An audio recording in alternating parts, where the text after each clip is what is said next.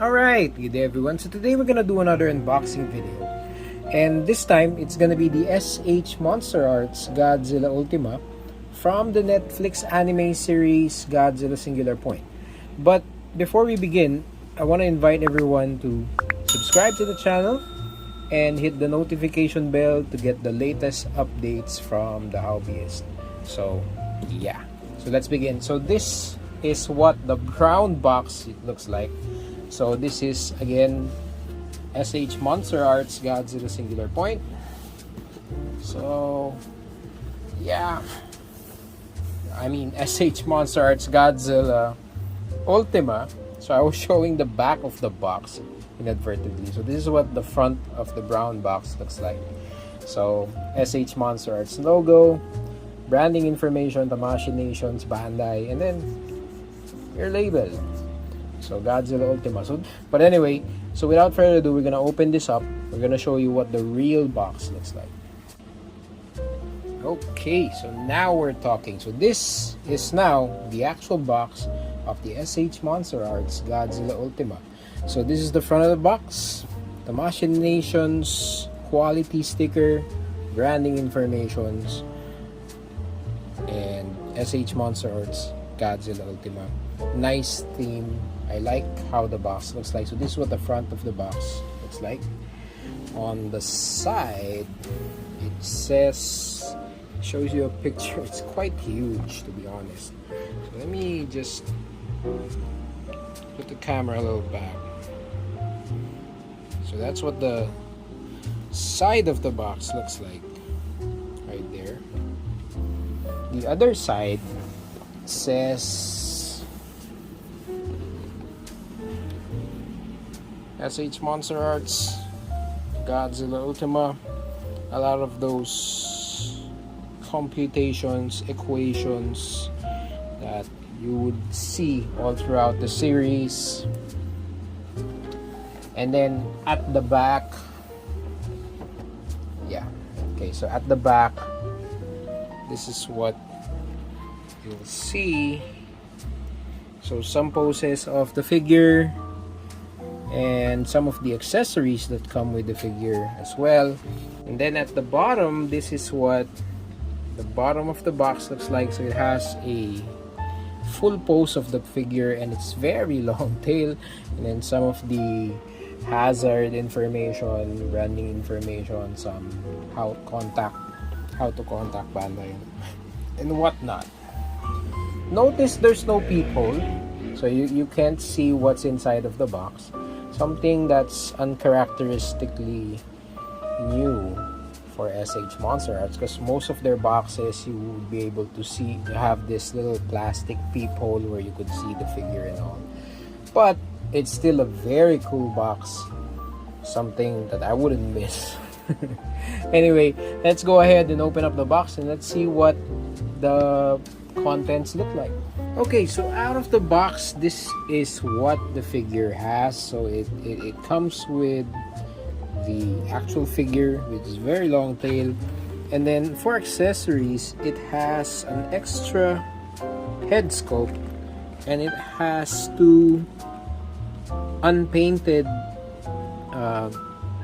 Jet Jaguar. So one is the initial version of Jet Jaguar. Let me see if I can remove that so I can show you. It's really small, and I think it's up to scale with how big the figure is, which is a nice touch, to be honest. Yeah, so it's really small, unpainted Jet Jaguar. So there's two of them. So this is with this is the second version of Jet Jaguar. Does it come with some articulation? I think not. So yeah, it's just gonna stand there. It's pretty small anyway. So yeah, and then it comes with some stands where you could put these Jet Jaguar figures onto. So those little stands, we'll show them to you later. And then, as I mentioned earlier, yeah, it comes with an extra head sculpt with Godzilla's mouth gaping wide open. Something that I was hoping that they could pull this off on the original. I mean, without using an extra head sculpt, but I guess yeah, this one works because it shows you a lot of the details on the mouth. More of that later on. So let's go ahead and look at the figure. Okay, so this is what Godzilla Ultima looks like, or the SH Monsterarts Godzilla Ultima looks like. So I like what Yuji Sakai did on the sculpt on this figure. It really captures the essence of what Godzilla Ultima looks like from the Netflix anime, and the design of this Godzilla was really otherworldly. So it's something fresh, it's something new, it's very dinosaur, or it's very natural, if you will. I like how they implemented the legs, which is reminiscent of the dinosaurs, or of what dinosaur legs or chicken legs look like. They also implemented a very large leg, consistent with what it was in the movie, and that disproportionately long tail, also consistent with what it was, sorry, not the movie but the series. So so it's really a nice sculpt that was made by Yuji Sakai here. And another feature that is consistent with how it was in the anime was how they implemented the dorsal plates. So Godzilla Ultima's dorsal plates are reminiscent of the coral called Gorgonian. So it has those stems similar to the Gorgonian, and those sea fan like dorsal plates, consistent with how it was also implemented in the series. So this is what Godzilla Ultima looks like, and it's really an awesome job how SH Monsterarts captured all of those details. And one of the biggest details that I want to point out is how they implemented the face. So Godzilla Ultima's head is reminiscent of the earlier design of Godzilla. It actually reminds me of King Goji's design, or the 1962 Godzilla, wherein the head is really reptilian in design, and they've captured it perfectly with this figure. And something reptilian in feature as well is how they implemented the mouth. So when this Godzilla design came out, they designed it in such a way that the mouth extends up, right up to the very end of the head, similar to how modern day crocodiles look like, and they captured it really well on this figure. So and another thing that's cool about the figure is how they implemented the webbings on the mouth. So this is similar to what they did to Biolante. So they have those extra piece of skin in a way, but of course that's plastic. Those extra pieces of skin at the edge of Godzilla's mouth, it's also made of more malleable, more flexible kind of plastic to give it that more webbing effect. And the details on the mouth are really otherworldly. It's really good how what SH Monsterarts did for this figure. And we know, because it's really hard to sculpt all of those details, but SH Monsterarts nailed the design on the mouth and on the head basically.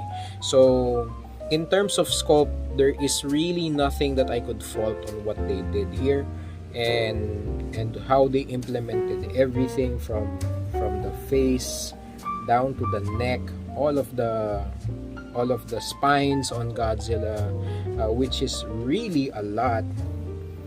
All of these details are basically present. All the folds, even the details on the folds on Godzilla's legs, and the details on Godzilla's tail are consistent with how it was in the series. So in terms of sculpt, it's really a 10 out of 10 for me. Now, my only issue here is on the paint application. So a lot of the details here are not really painted well. So one example is, well, basically the body is really painted really well. So I like the dry brushing that they did for the body. Although how they did all of the dorsal plates, especially the nails and the spines on Godzilla, it was hastily done. So I feel like they could have done a better job on painting all of those details.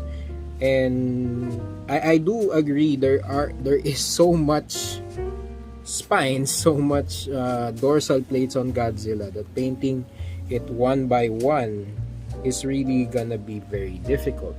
Although it is what it is the design of the figure, it is what the figure is known for. So it's really a pill that they have to swallow. And from here you can see all of the spines on Godzilla are hastily painted, and it's a shame because I know that there are a lot of if you look closely on the sculpt, you can see hints of details that Yuji Sakai intended for those spines. And unfortunately, a lot of those details are washed away because of how much paint they actually put on the spines. And you can see a lot of bleeding on the paint at the back and on the sides. The paint is really all over the place. So it's something that's uncharacteristically done by SH Monsterarts. Although yeah, I agree there is a lot of details to be painted here, but then again, it is what it is. It is the design of the figure, and as such it should have been treated with more respect. Anyway, that's it for my review on the paint application and on the sculpt. Now we'll go ahead and look at the articulation on this figure.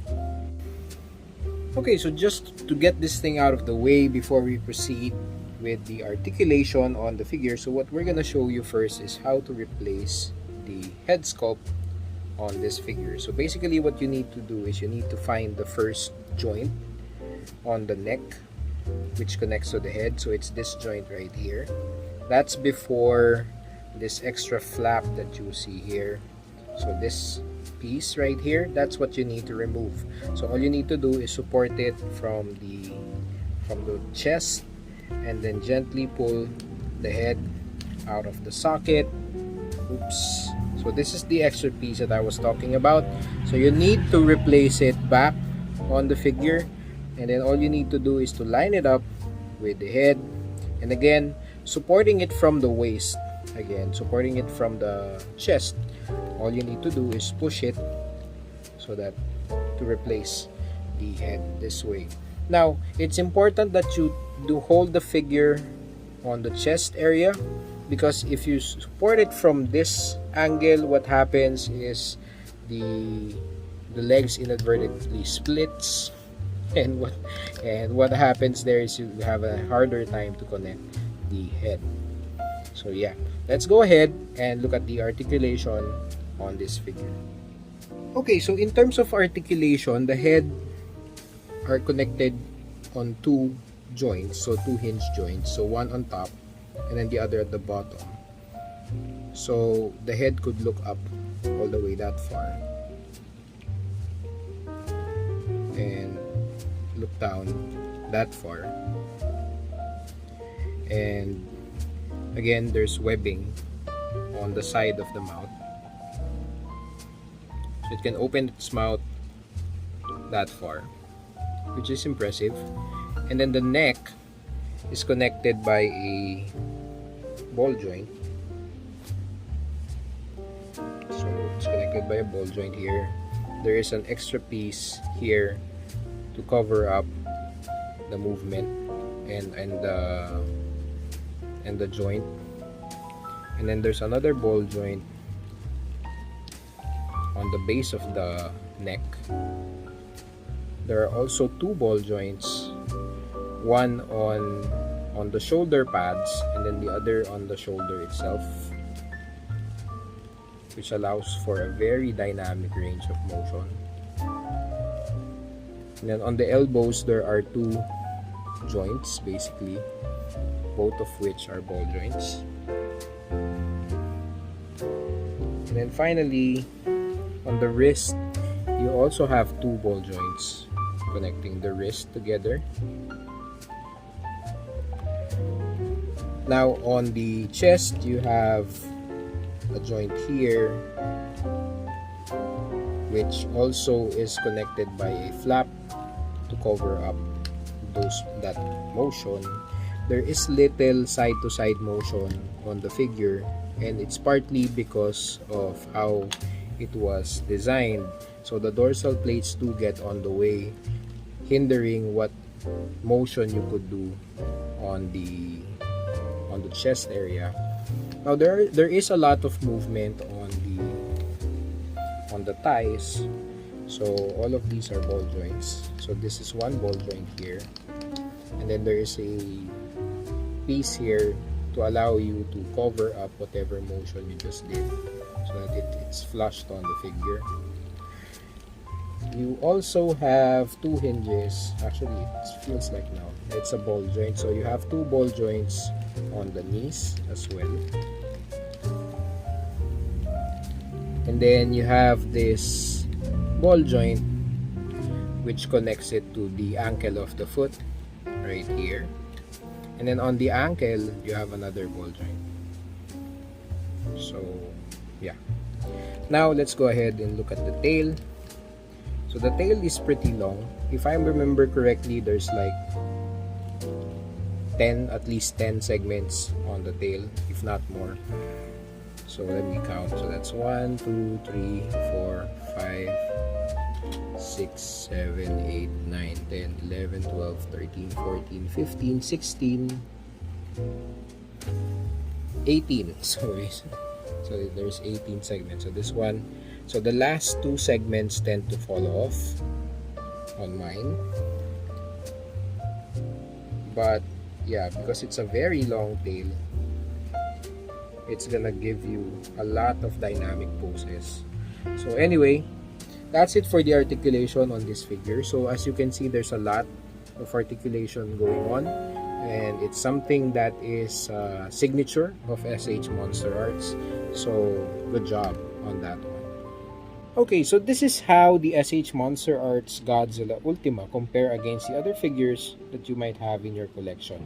So here with me on my right is an SH Monsterarts Godzilla 1989, while on the left is our custom NECA Godzilla Ultima, which is based off a NECA Godzilla 2003. So as you can see, if you have the newer NECA releases, they are pretty much the same height. So if you have the new NECA Godzilla vs. Biolante, or the Biolante Bio, or the NECA Godzilla 2003, or the Tokyo SOS, chances are they are gonna be of the same height. Now, in terms of SH Monsterarts figures, it's a bit taller than most of the SH Monsterarts figures. So it stands right around the same height as Godzilla Earth. So the usual SH Monsterarts figures will be around 1 or 1.25 inch smaller compared to Godzilla Ultima. So I guess you could already it will already give you a rough estimate as how much shelf space it's gonna take from your shelf. Anyway, final thoughts. Again, it's a really nice figure, and basically, you know, the sculpt by Yuji Sakai was phenomenal, and they did an awesome job on sculpting the figure. The articulation is something that you would expect from SH Monsterarts, so they really did their homework on implementing the foot. Now, my only issue on the articulation, which I failed to mention, is actually the joint on the tail. So since you have this very long tail here, so you do have to be careful on carrying this around, because again, those ball joints might still break on you, especially the ball joint on the very end. So just a word of caution, it is a heavy tail. It's probably gonna be as heavy as another SH Monsterarts figure, to be honest. So I would suggest that you carry, if you're carrying this thing, that you support it on the end of the tail as well, just to make sure that, you know, the joint won't break. Anyway, yeah, and of course, another thing that we found is it's really a missed opportunity for them to paint this too hastily.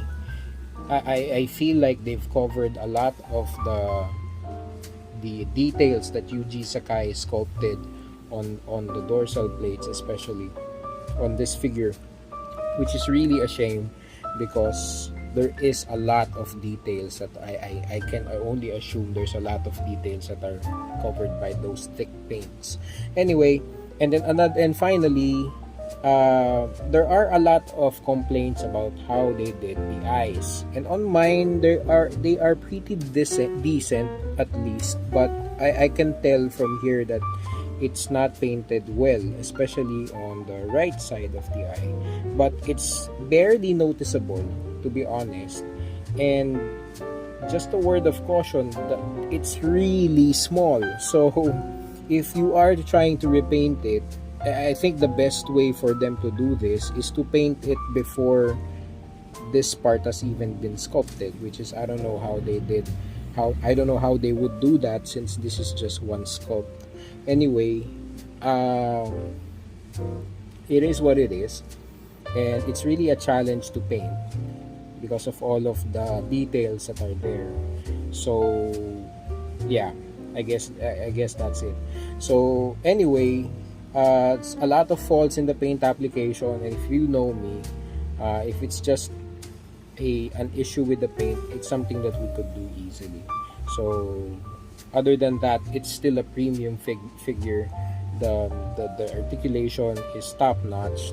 The sculpt is phenomenal. So if you're looking for a Godzilla Ultima figure, I think this is definitely something that's worth buying.